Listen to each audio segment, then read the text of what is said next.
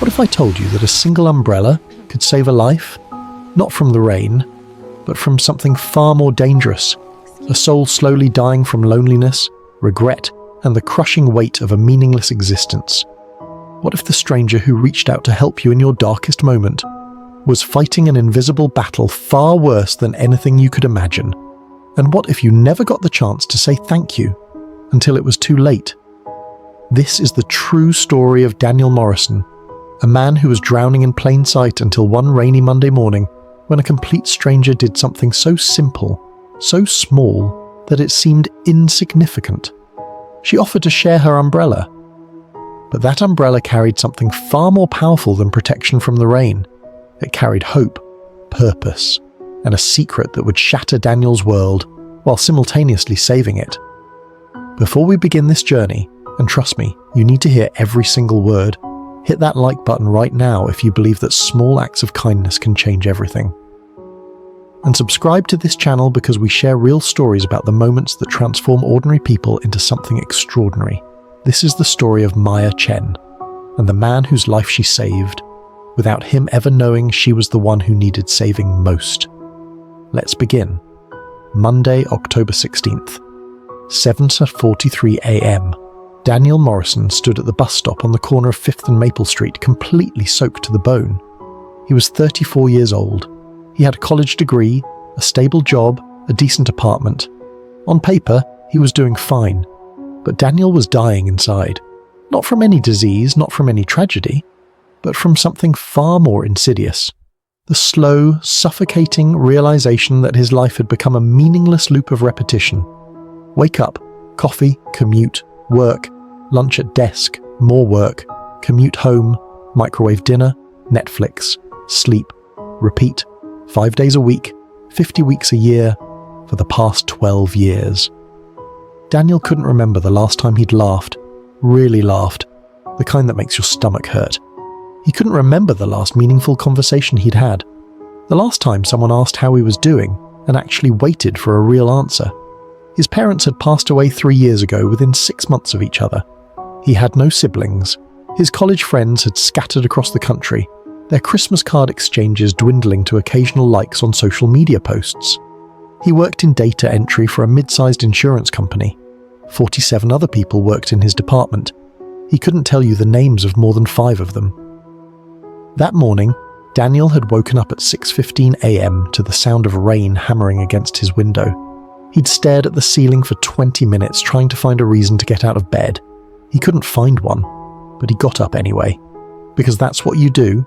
You keep going, even when you don't know why. The bus was late. Of course it was late. Daniel had forgotten his umbrella, or maybe he'd subconsciously left it behind. Some part of him didn't care anymore about getting wet. What difference did it make? The rain plastered his hair to his forehead. Water dripped down the back of his collar. His briefcase, the same one his father had given him on his first day of work and was getting ruined. Other people at the bus stop huddled together under the shelter. A few had umbrellas. They looked at Daniel with that mixture of pity and relief, grateful it wasn't them standing in the rain. Nobody offered to help. Why would they? Everyone had their own problems. Daniel checked his phone. 3 missed calls from his manager, 12 emails already. A calendar notification reminding him that today was the quarterly review meeting he'd been dreading for weeks. He closed his eyes, and for just a moment, a single, terrifying moment, he thought, what if I just didn't get on the bus? What if I just walked away and never went back? If you've ever felt this kind of emptiness, this crushing weight of meaninglessness, drop a like right now. You're not alone, and this story is for you. Excuse me? Daniel opened his eyes. Standing beside him was a young woman, maybe late 20s, holding a bright yellow umbrella decorated with hand-painted sunflowers.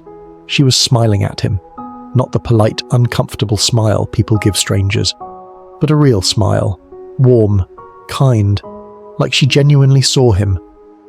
"You're getting absolutely drenched," she said, her voice soft but clear over the rain. "Would you like to share?" Daniel blinked, confused. What? "My umbrella," she said, gesturing upward at the cheerful yellow canopy. "There's plenty of room for 2. Come on, before you catch pneumonia." She stepped closer, angling the umbrella so it covered both of them. For the first time in what felt like years, Daniel felt warmth, not just from being out of the rain, but from the simple, stunning reality that someone had noticed him, had seen him struggling, had cared enough to help. "Thank you," he managed to say, his voice rough with emotion he didn't expect. "No problem," she replied, still smiling. "I'm Maya, by the way, Maya Chen." "Daniel," he said. "Daniel Morrison." "Nice to meet you, Daniel Morrison," Maya said. And somehow, the way she said his full name made him feel like a person again, like he mattered.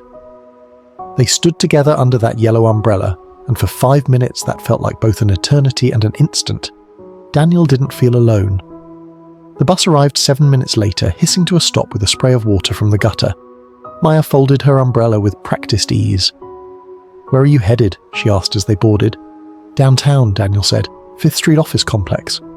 "Oh, I'm going to St. Michael's Hospital," Maya replied, finding a seat near the back. She gestured to the empty spot beside her. "Want to sit?" Daniel hesitated. He usually sat alone, earbuds in, deliberately avoiding conversation, but something about Maya made that seem wrong, lonely, unnecessary. He sat down. For the first few minutes they rode in comfortable silence. Daniel watched the rain streak down the bus windows, but for once it didn't feel depressing. It felt almost peaceful. "So, what do you do at the 5th Street complex?" Maya asked, breaking the quiet. "Data entry," Daniel said, then immediately felt embarrassed by how boring it sounded. Insurance claims mostly, thrilling stuff. But Maya didn't look dismissive or bored. She nodded thoughtfully. "That sounds important. I mean, those claims, they're people's lives, right? Their homes, their health, their security." Daniel had never thought about it that way. For years it had just been numbers and forms, but Maya was right. Behind every claim was a person going through something difficult. "I never really looked at it like that," he admitted.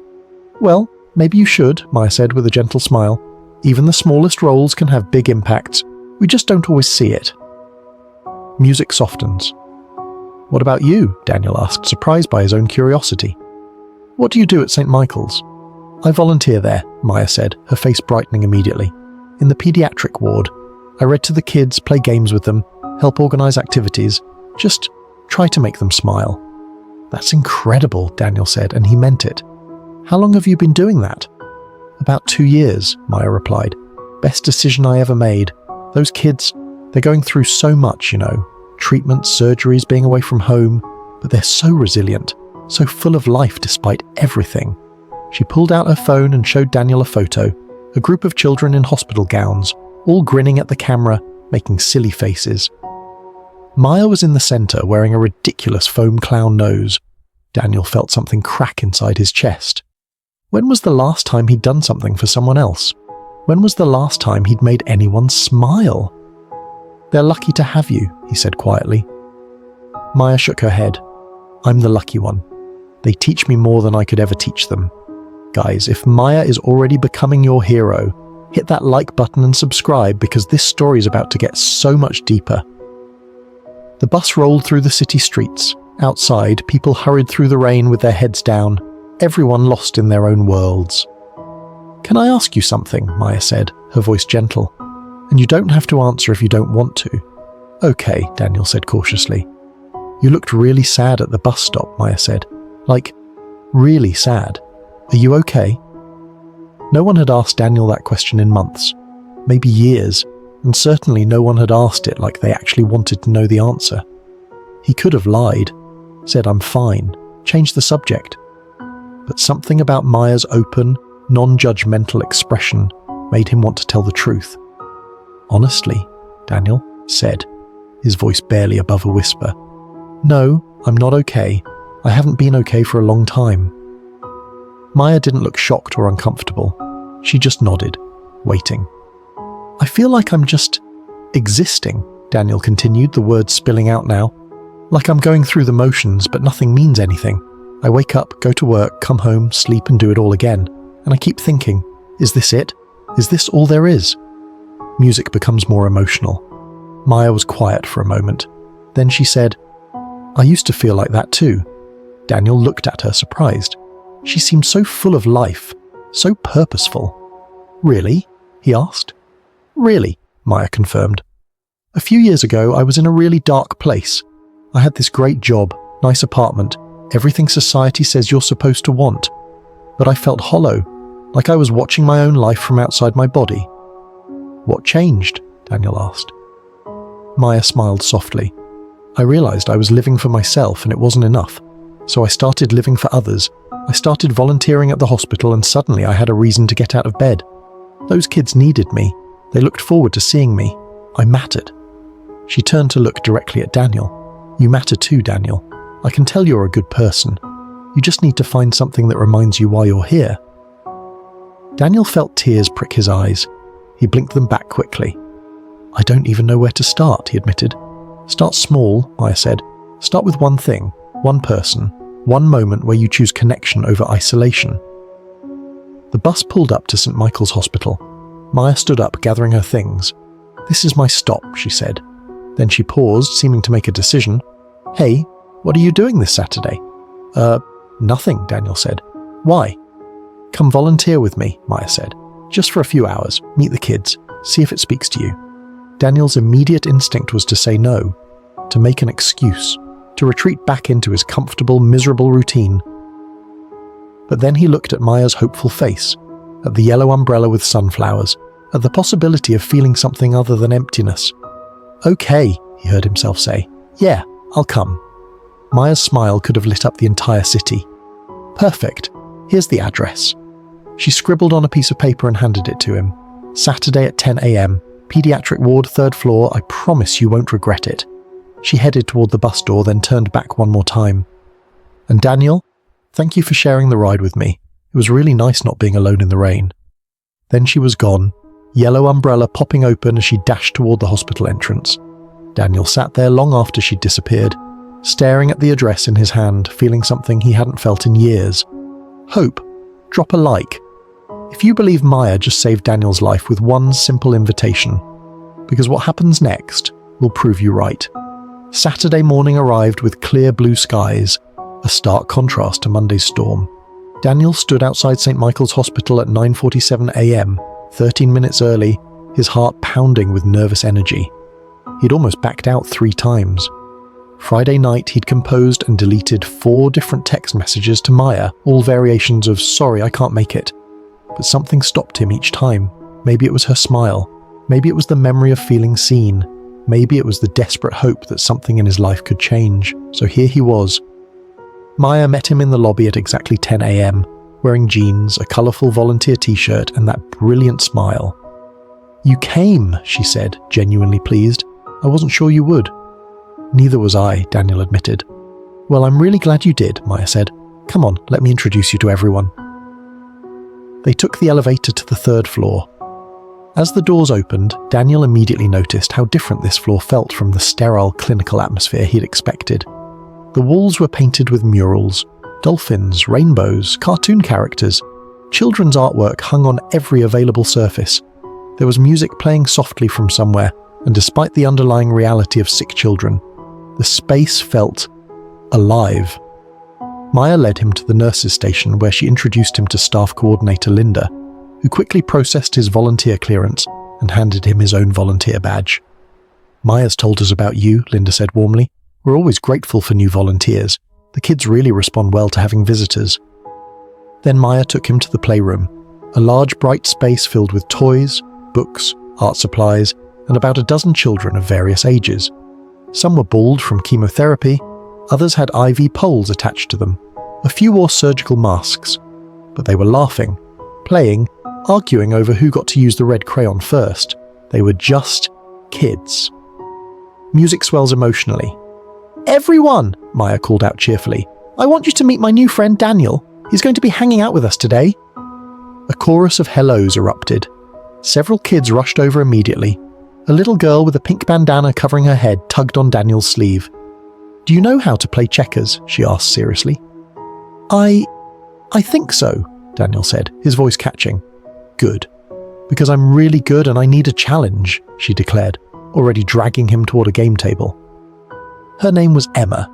She was 7 years old, and for the next 45 minutes she absolutely destroyed Daniel at checkers, while talking non-stop about her favourite cartoon characters, her dog named Pickles, and how she was going to be a veterinarian when she grew up. "When I get out of here," she said matter-of-factly, setting up their third game, "the doctors say maybe by Christmas."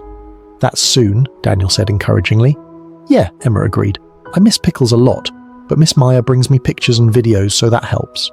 Daniel glanced over at Maya, who was sitting with a group of older kids helping them work on a large puzzle. She caught his eye and smiled.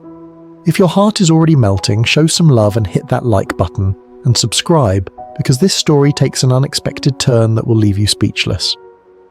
Over the next 3 hours, Daniel met more children than he could count. There was Tommy, a 12-year-old cancer patient who was obsessed with space and spent 20 minutes explaining the difference between dwarf planets and asteroids. There was Isha, a 9-year-old with a rare blood disorder who was teaching herself to play guitar and insisted on performing her 2-chord version of Twinkle Twinkle Little Star for everyone. There was Marcus, a 6-year-old who'd been in a serious car accident and was learning to walk again. He proudly showed Daniel how he could take 5 steps with his walker all by himself. These kids were dealing with things that would break most adults. Yet they laughed, they played, they hoped. And Daniel realized something profound. He had been so focused on his own emptiness that he'd forgotten other people were fighting real battles. These children had every reason to be angry, scared, or defeated. Instead, they chose joy. Music becomes more introspective. At 1:30 p.m, Maya and Daniel took a break in the hospital cafeteria. "So," Maya said, sipping her coffee with an amused smile, "what do you think?" Daniel was quiet for a long moment, trying to find words for what he was feeling. "I think," he finally said, his voice thick with emotion, "that I've been living my life completely wrong." Maya tilted her head, listening. "Those kids in there," Daniel continued, "they have every reason to give up, to be miserable, to ask, why me? But they don't. They're braver than I've ever been. And I've been walking around feeling sorry for myself because my life is boring." He laughed, but it was tinged with sadness. "I feel like an idiot." "Don't," Maya said gently. "Pain is pain, Daniel. Just because someone else's struggle looks different doesn't make yours invalid. You've been suffering too, just in a different way." "But they need help," Daniel said. "Real help. And what do I need? Purpose? Meaning? It feels so selfish." "It's not selfish," Maya insisted. "And you know what? Helping them helps you. That's the beautiful thing about kindness. It heals everyone involved." She reached across the table and squeezed his hand briefly. "You did good today. Emma hasn't smiled that much in weeks. Tommy told me you're the first person who didn't talk down to him about space. You made a difference." Daniel felt something he hadn't felt in 12 years. Pride, not in accomplishments or achievements, but in simply being present for someone else. "Can I come back?" he asked. "Next Saturday? And maybe other days too?" Maya's smile was radiant. "I was hoping you'd say that." The next 3 months changed everything. Daniel came back the following Saturday, and the one after that.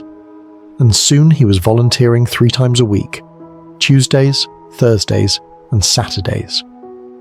His co-workers noticed he seemed different, lighter, more engaged. Someone in accounting asked if he'd met someone, and in a way he had.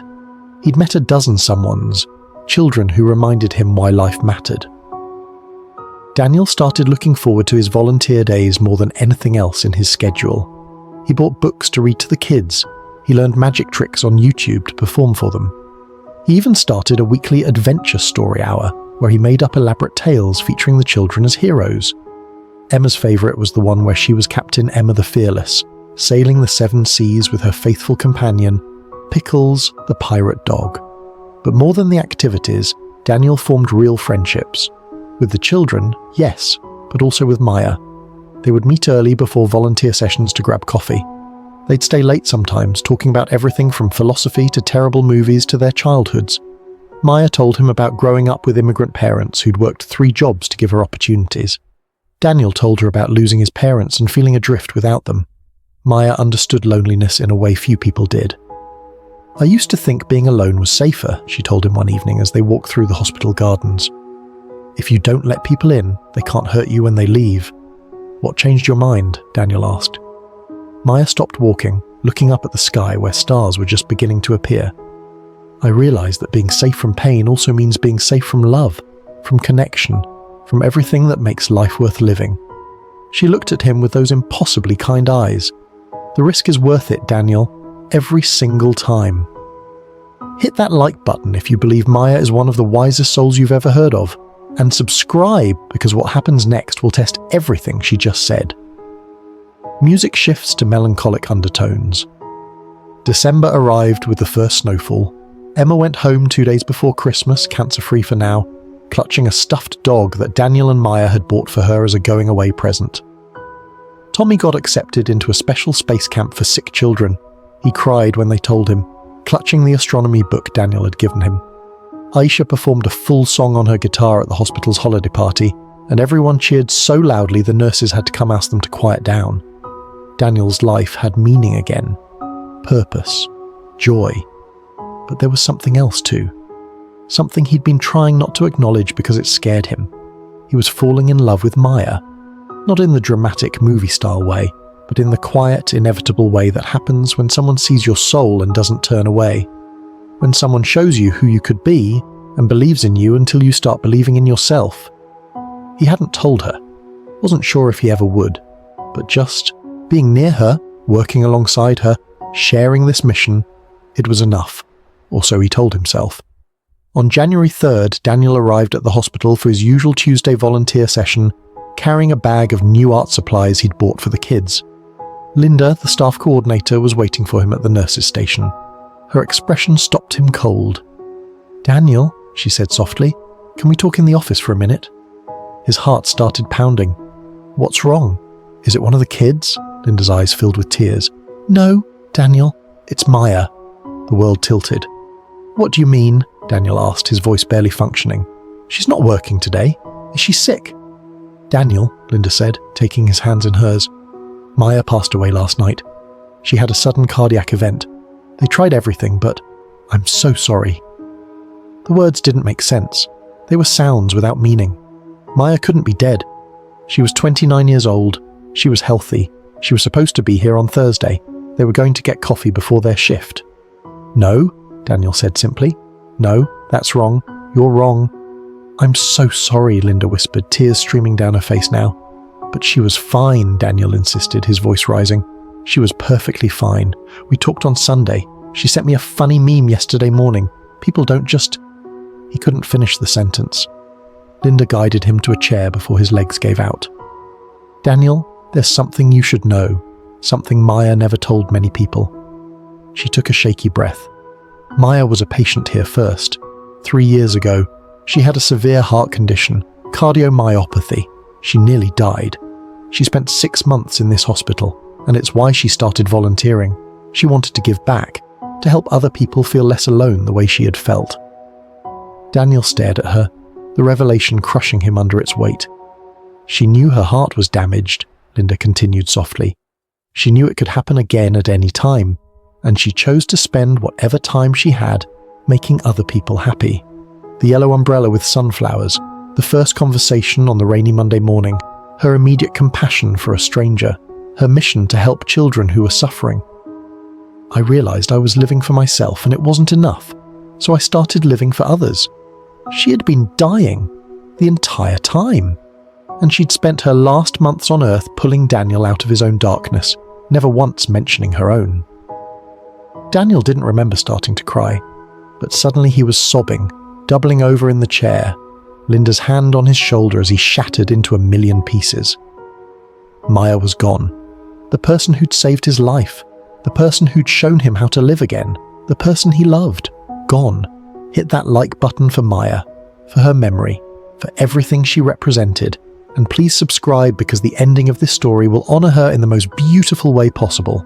Maya's funeral was held on a grey, Saturday morning that felt too much like the day they'd first met. The hospital chapel was packed. Children in wheelchairs and hospital gowns sat in the front rows with their parents. Nurses and doctors filled every available space, and dozens of people Daniel had never met, all lives Maya had touched in ways he'd never known. During the service, person after person stood up to share stories. Maya had helped a homeless man find housing. She'd tutored immigrant children for free. She'd organised fundraisers for families who couldn't afford medical bills. She had lived 29 years and touched more lives than most people do in 90. Daniel couldn't speak. He sat in the back, holding the yellow umbrella that Linda had given him. Maya's umbrella, the one from that first rainy morning, the one that started everything. After the service, Emma's mother approached Daniel. Emma was beside her, wearing a black dress and clutching the stuffed dog. "Mr. Daniel," Emma said, her voice small, "Miss Maya told me something before she went to heaven." Daniel knelt down to Emma's level, barely holding himself together. "What did she tell you, sweetheart?" "She said that even when people go away, the love doesn't," Emma said seriously. "She said love stays in all the things we do because of them, in all the times we're kind because they showed us how." Daniel's vision blurred with tears. She was right about that. "Are you going to keep coming to see us?" Emma asked, her eyes worried. "On Tuesdays and Thursdays and Saturdays?" Daniel pulled Emma into a gentle hug. "Yes," he promised, his voice breaking. "Yes, I'm going to keep coming. Because Maya would want me to, and because you guys are my family now." Emma hugged him back fiercely. "Good, because we need you." In the weeks that followed, Daniel made a decision. He couldn't bring Maya back. He couldn't thank her the way he wanted to. He couldn't tell her that she'd saved his life, but he could honor her. He could make sure her mission continued. Daniel used his savings, money he'd been accumulating for years with nothing meaningful to spend it on, and created the Maya Chen Memorial Foundation. The foundation's first project was simple but profound, providing free umbrellas, supplies, and comfort items for every child in St. Michael's pediatric ward. But it grew from there. Scholarships for children from low-income families, funding for hospital volunteer programs across the state, support groups for people struggling with loneliness and depression. Every initiative had the same goal: connection, community, reminding people they weren't alone. Within a year, the foundation had helped hundreds of people. Within 2 years, it had chapters in 4 states. And every single piece of literature, every banner, every fundraising poster featured the same image: a bright yellow umbrella with hand-painted sunflowers. Daniel continued volunteering at the hospital. He eventually became the volunteer coordinator, training new volunteers and sharing Maya's philosophy. Even the smallest act of kindness can save a life. He never got over losing her, but he learned to carry the grief alongside the gratitude. She'd given him purpose, meaning, a reason to wake up every morning. If this story has moved you, if Maya's legacy deserves to be celebrated, please like this video and share it with someone who needs to hear it. And subscribe to Twist of Fate Stories, because we honor real people who make extraordinary impacts. 3 years after Maya's death, Daniel stood at the same bus stop on the corner of 5th and Maple Street. It was Monday morning, and it was raining. But this time, Daniel wasn't alone. He was waiting with a young man named Christopher, a new volunteer he was training, someone who'd contacted the foundation after his own battle with depression. Christopher looked anxious, uncertain, exactly the way Daniel had once looked. "I'm not sure I'm going to be any good at this," Christopher admitted, rain beginning to fall. Daniel smiled, a smile that would have made Maya proud, and pulled out 2 umbrellas from his bag. One for himself, one bright yellow with hand-painted sunflowers. He handed the black one to Christopher. "Here," Daniel said warmly. "I've learned that the best way to find yourself is to help someone else first, and you're already doing that just by showing up." Christopher took the umbrella, surprised by the gesture. "Someone did the same thing for me once," Daniel continued, his voice soft with memory. "On a rainy Monday morning when I'd lost all hope, she shared her umbrella with a stranger, and that simple act of kindness saved my life." The bus arrived, hissing to a stop.